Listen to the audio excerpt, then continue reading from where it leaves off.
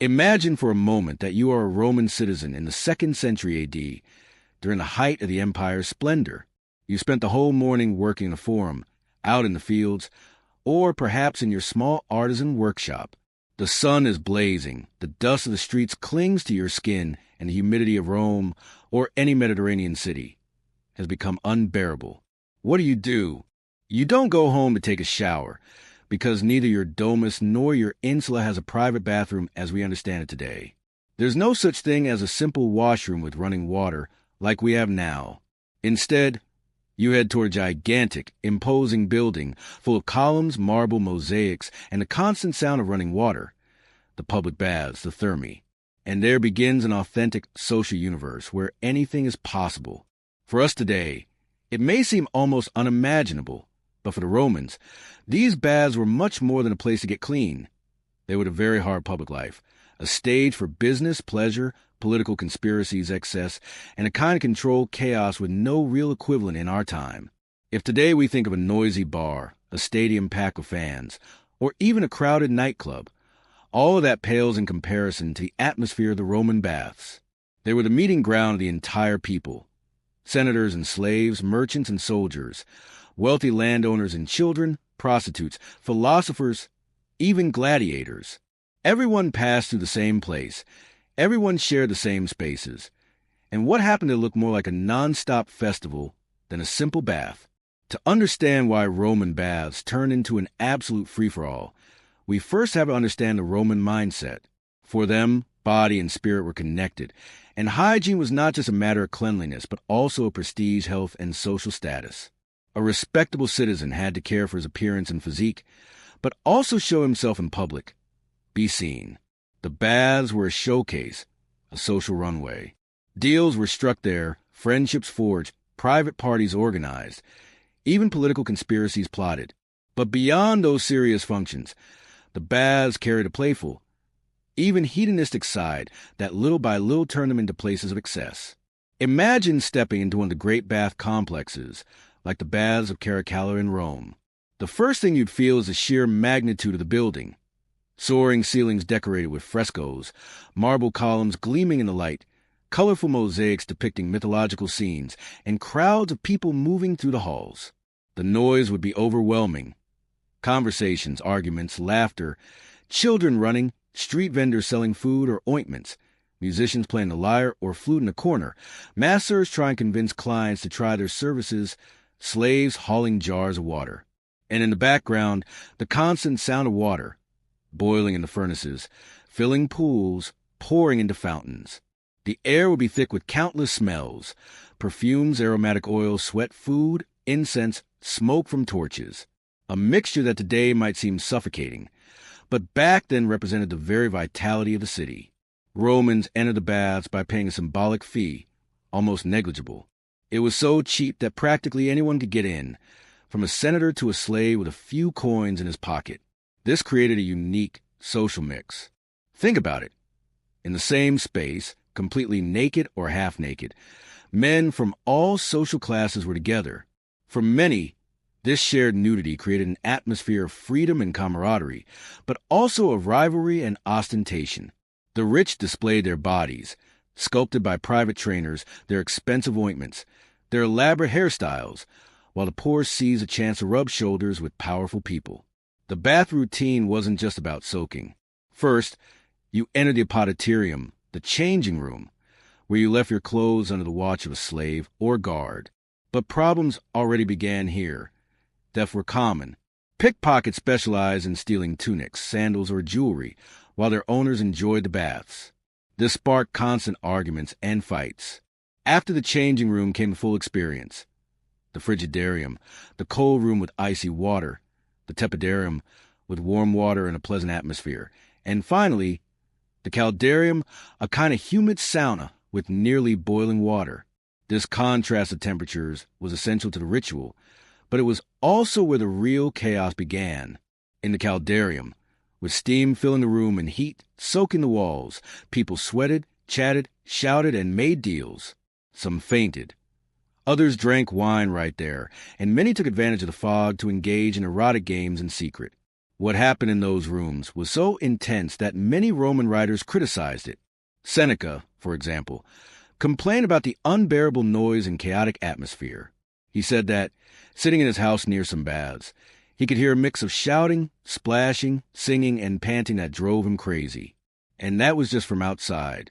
Imagine being inside. The commotion must have felt like stepping into a nightclub at peak hours, but with everyone naked and sharing hot water. Under those conditions, fights, disputes, and wild situations were inevitable.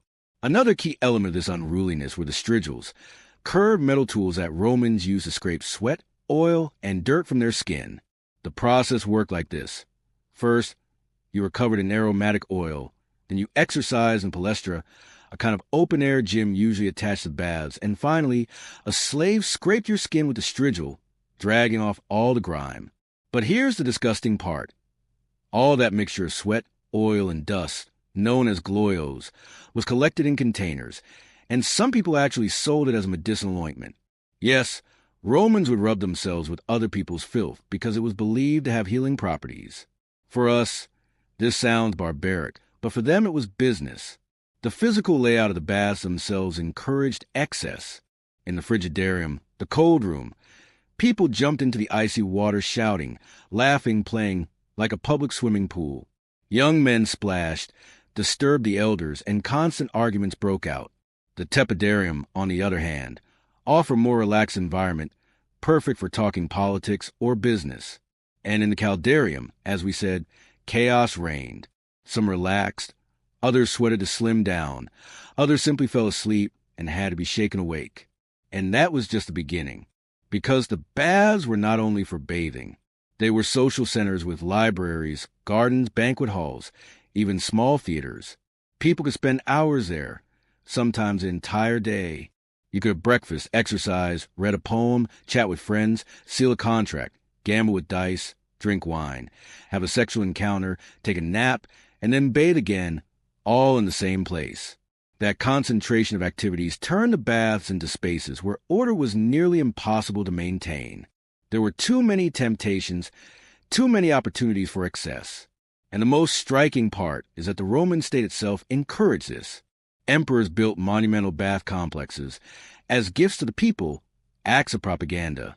The grander the baths, the more popularity the ruler gained. But of course, the larger they were, the harder it was to control what went on inside.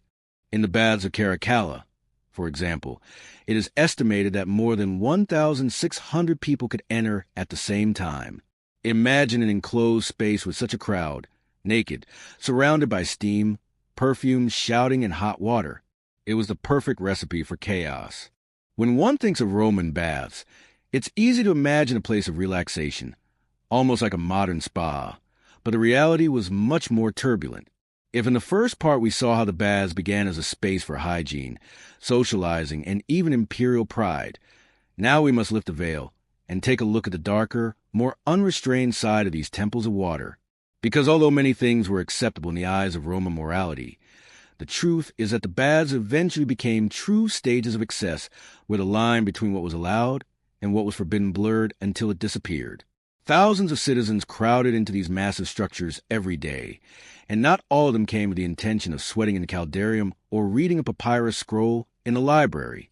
Some came seeking pleasure, others intrigue, some wanted attention, and others simply wanted to lose themselves in the crowd and get swept away by the masses. Rome, that city so proud of its laws and order, found the baths a release valve where instinct and prohibition mixed together like steam in the hot rooms. The first thing to understand is that in the baths, the body was always front and center. Hundreds of men, either naked or barely covered with towel, shared the spaces, rubbed their skin with oils, scraped themselves with the strigil, sweated together, and plunged into the pools. This constant display of the body created a charged environment, one prone to stares, comments, and desires. Although in some baths there were designated times for men and women, separation wasn't always respected, and more than once mixed sessions were held. Roman moralists like Seneca or Juvenal harshly criticized these excesses, but the truth is that many citizens, especially the young, went to baths precisely looking for that veiled promiscuity. It is known that some baths included secluded areas, shadowy corners, or side rooms where discreet encounters took place. But sex wasn't the only excess. The baths were also a hub for gambling and betting. There, while some soaked in the hot water, others debated about the chariot races at the Circus Maximus or the gladiatorial games in the Colosseum. Money, jewels, and even slaves were wagered. Dice rattled in the corners, and there was no shortage of cheaters trying to manipulate the pieces. The density of people made it nearly impossible to enforce order, and although in theory baths were public spaces with rules, in practice everyone did as they pleased. Fights, heated arguments, and even revenge showdowns were not uncommon amidst the chaos. The baths were a marketplace of rumors, an alternative forum where official and clandestine affairs inevitably intertwined. Wine also played its role. Even though officially drinks were not allowed, it was common for street vendors to offer cups of cheap wine or sweet mixtures of bathers. In the adjoining gardens or certain rooms, banquets were improvised, and more than a few after several cups ended up creating embarrassing scenes. The heat of the caldarium mixed with alcohol created a sort of collective intoxication that encouraged excess. Satirical poets of the time never tired of mocking these episodes, describing respectable patricians stumbling around naked, shouting obscenities, and chasing youths in the midst of roaring laughter. We must also not forget the role of prostitution. Although Roman law tolerated it in certain spaces, many accounts point out that the baths became a favorite spot for prostitutes and their clients. Some came under the pretense of bathing and offered their services in hushed tones, while others were directly brought there by pimps.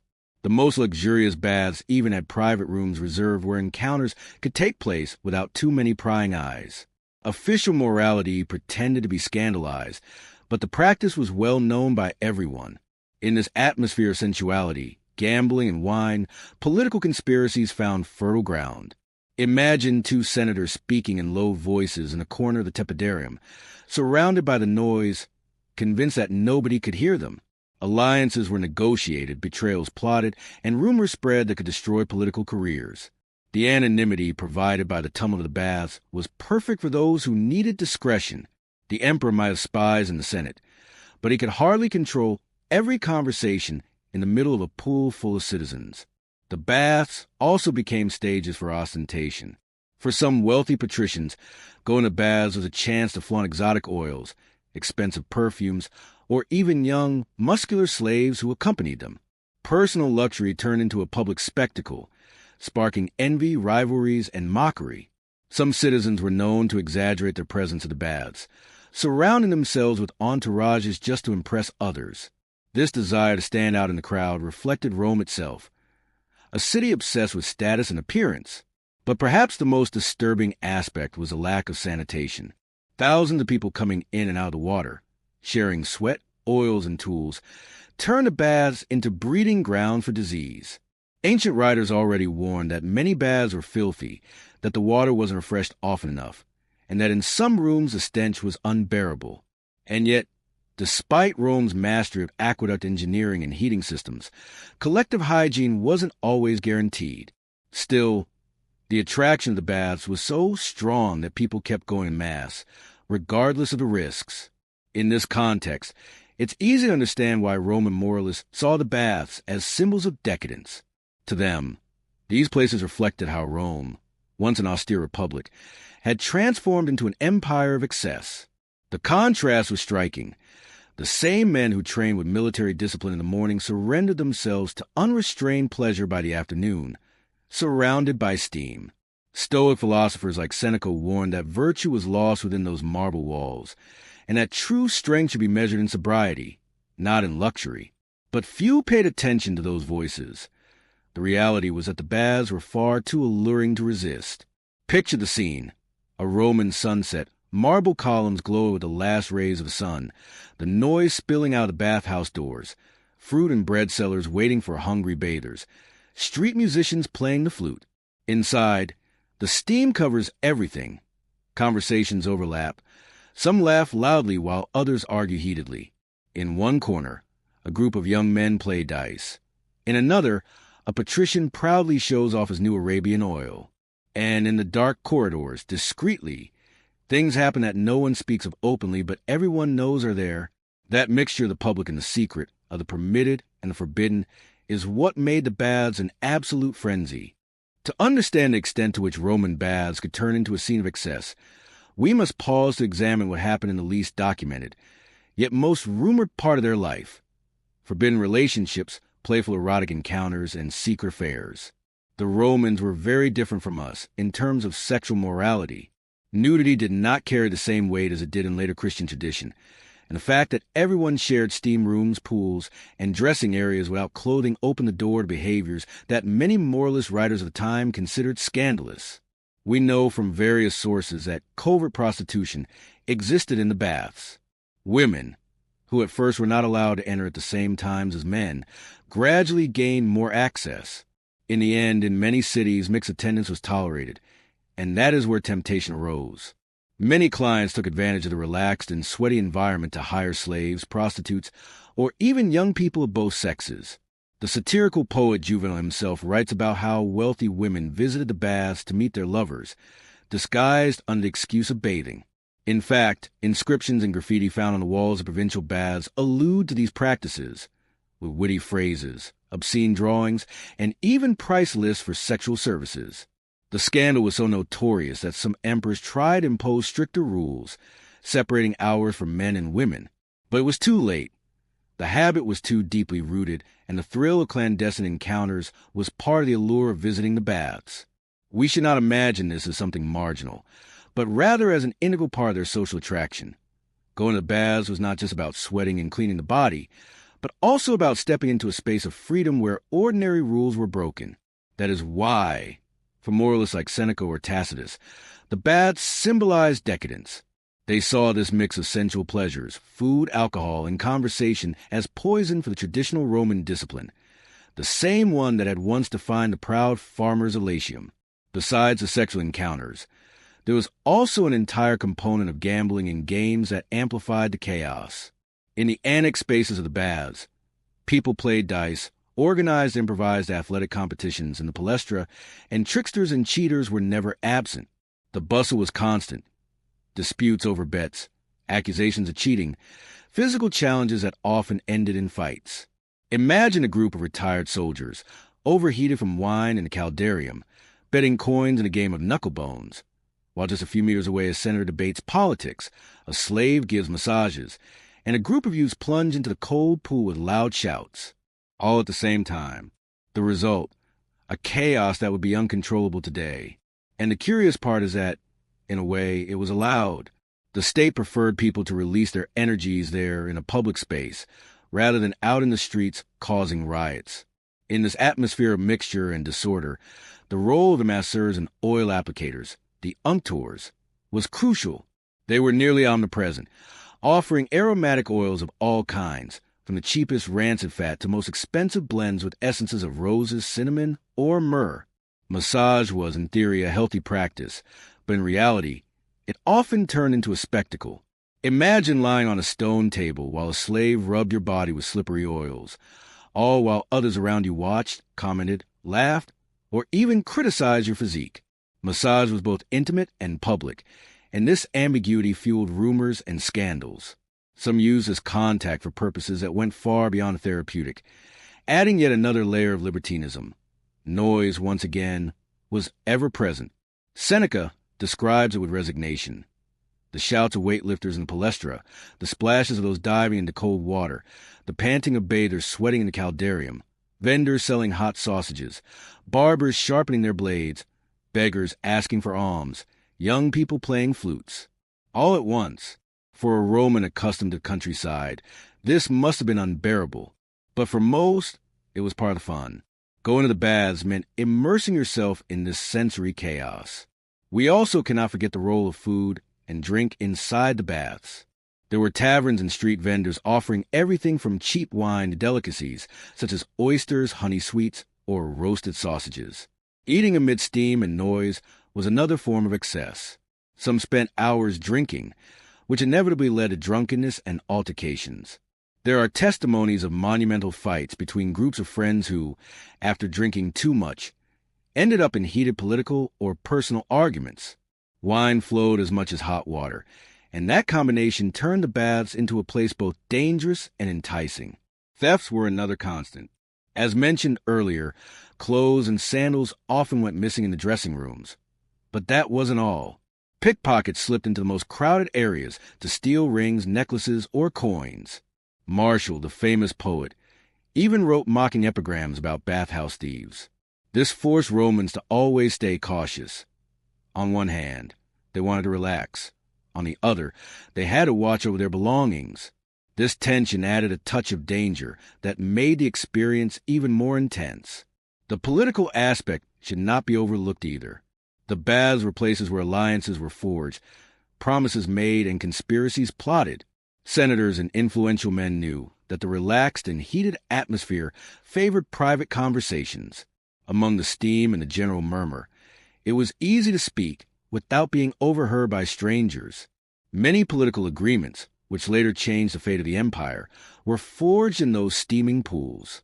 This gave the baths an almost sacred role in Roman life. They were as much a stage of power as the Forum or the Senate. Yet at the same time, the mix of politics and pleasure also made for dangerous encounters.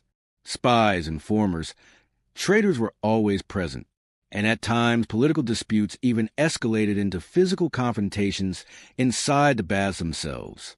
In provincial cities, where baths were smaller but just as crowded, the situation was even more chaotic. The bath was a special occasion. People from nearby villages came to town, and the building filled with visitors. Peasants, less accustomed to urban etiquette, often behaved more loudly and uninhibitedly. This provoked cultural clashes with more refined citizens, leading again to quarrels, arguments, and disorderly scenes. What for some was a ritual of health and socialization, for others turned into an opportunity for mayhem. In the Roman imagination, the bath also had a religious dimension. Many bathhouses were decorated with images of gods such as Hercules, Venus, or Apollo, deities associated with the body, beauty, and strength. This gave the space the appearance of a temple of pleasure. And just as temples had solemn rituals, the baths developed rituals of excess. The contrast was striking.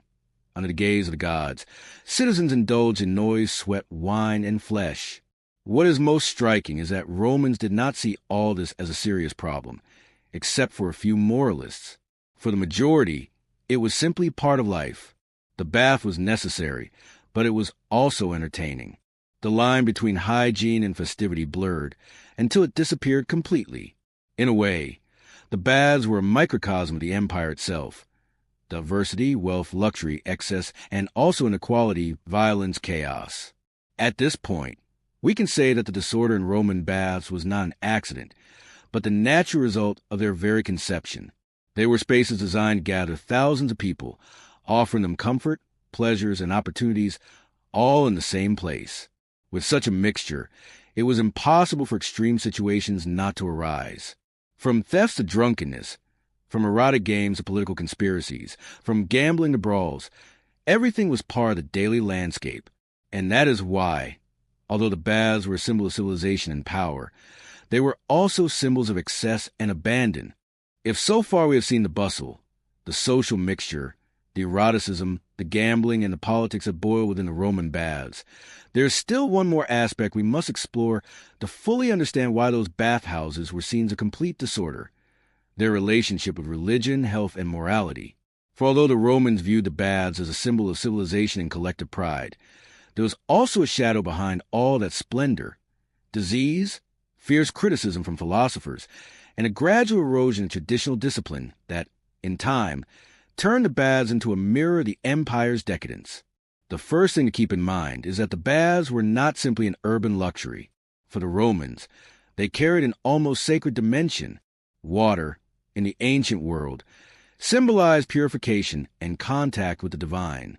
This is why many bathhouses were decorated with statues and mosaics of gods associated with the body and with health.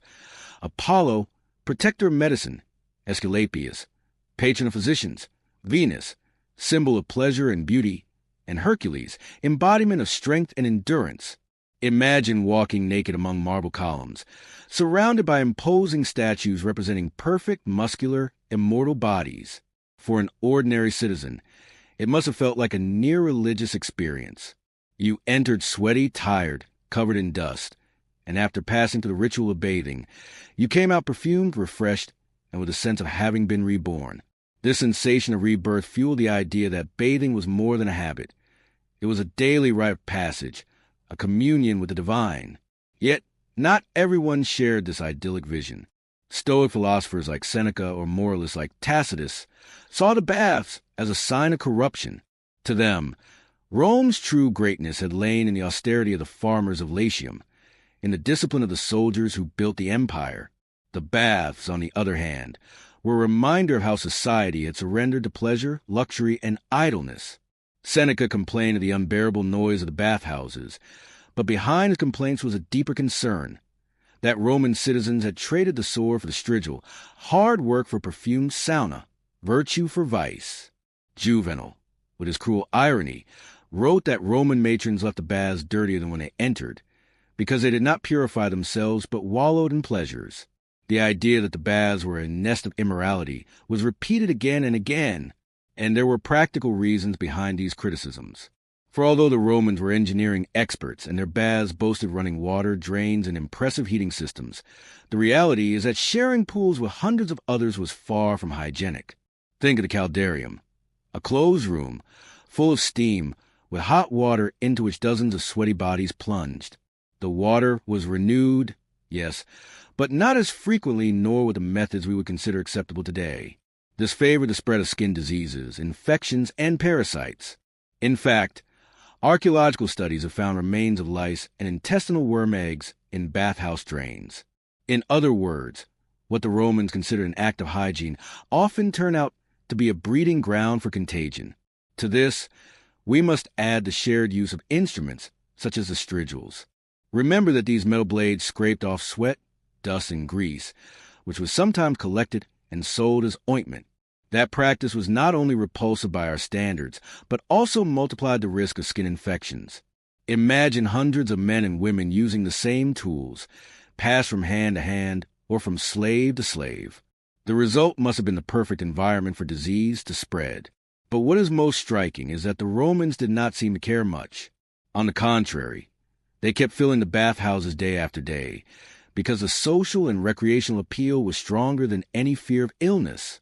For them, bathing was health by definition, even though reality was more ambiguous. This tells us a lot about the Roman mindset. More than hygiene itself, what mattered was the ritual, the feeling of belonging to the community, of being seen and recognized. Health was secondary to the pleasure of the experience. Over time, this contrast between the idealized vision and the practical reality became more pronounced. In the era of the great emperors, the baths were symbols of Rome's power, colossal buildings that left provincials and foreign ambassadors speechless. But as the empire fell into crisis, maintaining these facilities became unsustainable. Keeping the furnaces burning, bringing water from miles away, paying the slaves who managed the service, all of it cost fortunes.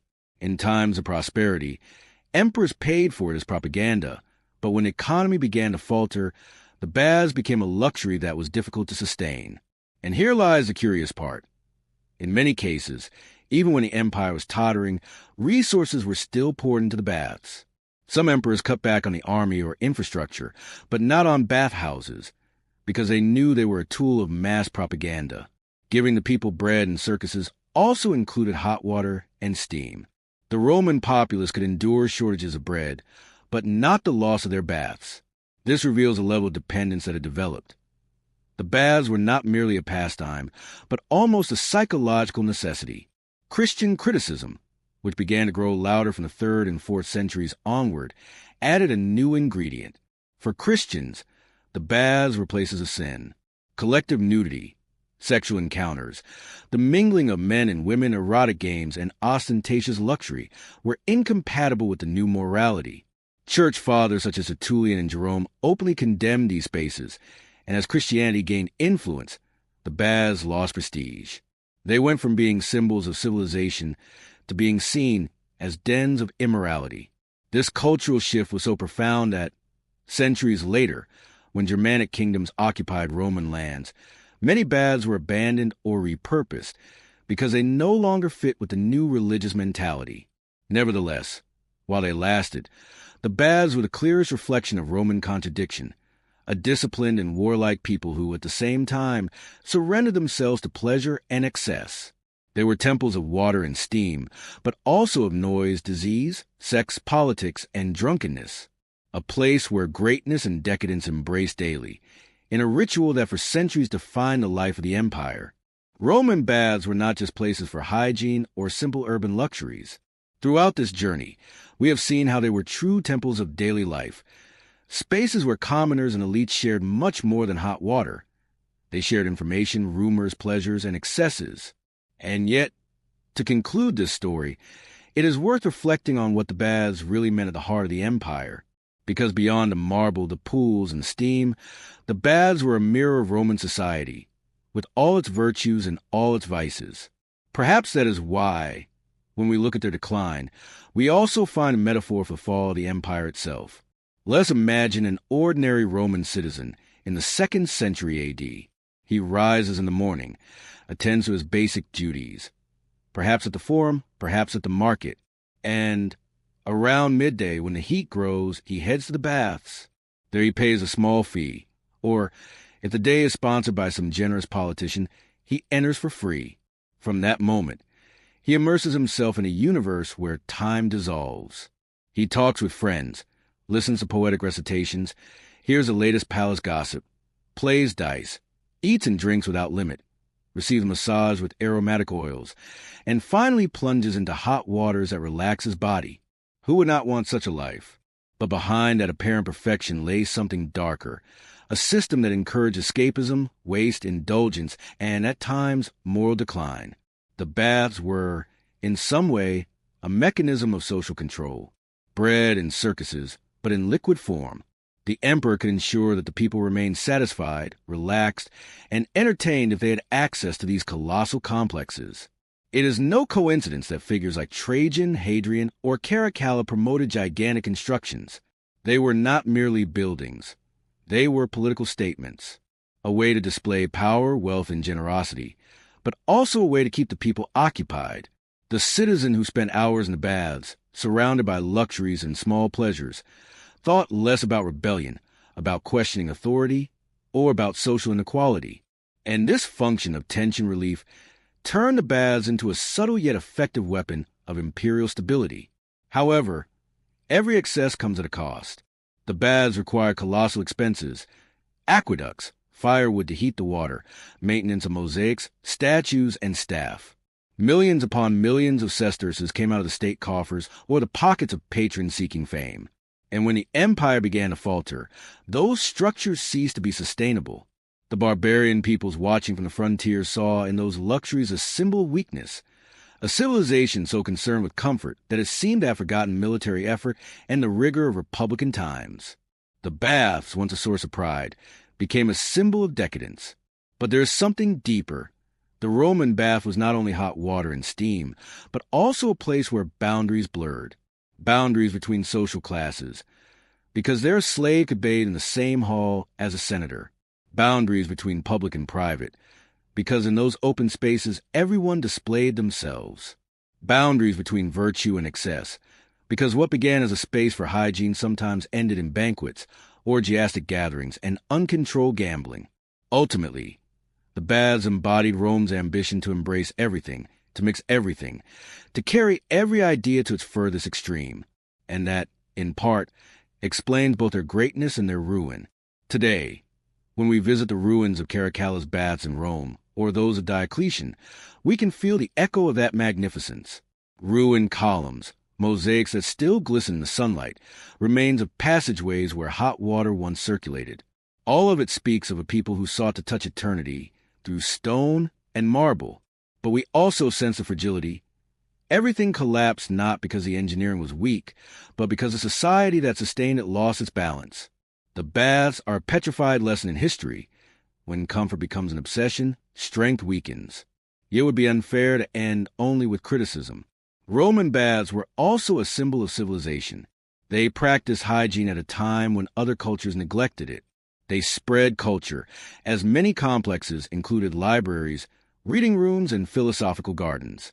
They fostered community, as thousands of people gathered there to share time, conversation, and friendship. In some way, They were the first great social centers of the West, and that legacy has reached us. Saunas, spas, wellness centers, all stem from that Roman tradition. Even the idea that leisure time is as valuable as work time has roots in those humid, resonant halls. At the end of this journey, it is worth asking, what do Roman baths teach us today, 20 centuries later? They teach us that no civilization survives on comfort alone, that excess, however dazzling, eventually undermines foundations. But they also teach us that shared leisure, the pursuit of well-being, and the mixing of diverse people can be a force for social cohesion. Rome lived between those two poles, innovation that united and indulgence that destroyed. And perhaps our own society should look carefully into that mirror, because after all, the Roman baths were absolute chaos, yes, but they were also one of the most fascinating expressions of what it means to be human, to seek pleasure, community, and meaning in a shared space. Between the steam and the marble, between water and chatter, the Romans left us an eternal lesson, that greatness and decline often bathe in the same pool, and that, ultimately, what we are as a society is reflected as much in our grand works as in our moments of leisure. Rome understood it, lived it, and lost it. Today, we can only contemplate it and decide whether we will learn from it.